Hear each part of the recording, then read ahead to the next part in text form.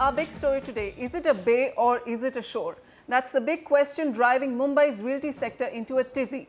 The government recently classified Mahim Coast as a bay, giving developers a chance to escape restrictive norms for coastal regulatory zones and begin development. On the other hand, the move is being bitterly criticized by urban planners and environmental experts who say Mumbai will lose its seafront.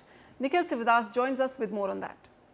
For years, Mumbai's coastline has been kept free of development thanks to stringent coastal regulation zone norms, preventing construction within 500 meters of the high tide line.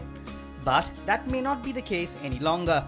The State Coastal Authority, the MCZMA, redesignated Mahim Shore as a bay earlier this year, a move that has far-reaching consequences for development in the area. By reclassifying that area as a bay, they have reduced the distance to the shoreline that is required for any development by about 400 meters, right?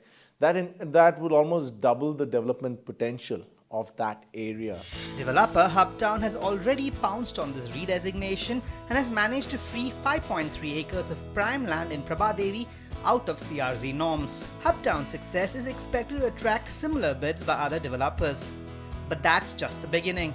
This redesignation is expected to act as a precedent and might be applied to other areas such as Chowpatty, Cuff Parade, Churchgate and parts of Malad West. Industry sources tell NDTV that more than 30 builders will benefit if this happens.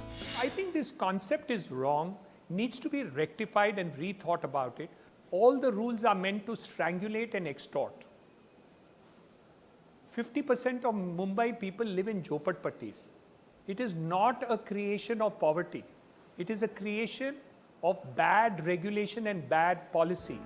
While developers are praising the move and calling for further relaxation of CRZ norms, urban planners and environmental activists are very critical of the government's actions.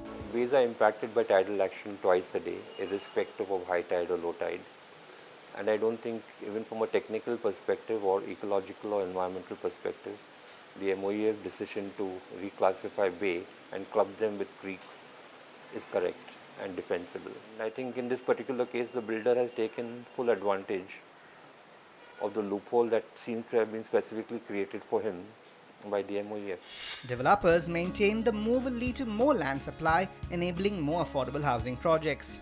However, considering that this is prime beachfront property, industry experts say that the land will be used for luxury projects. Most of these shoreline areas are great locations for high-end residential. It will increase the ability of development to be done for high-end residential around that shoreline area, for sure. Urban planners and activists are now calling for the government to reconsider this change in policy. Both the builders and activists have a valid point of view.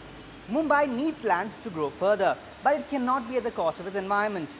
Now it's time for the government to step in, take another look at this policy and possibly come up with a solution that's acceptable to all stakeholders. From Mumbai, Nikhil Sivadas, NDTV.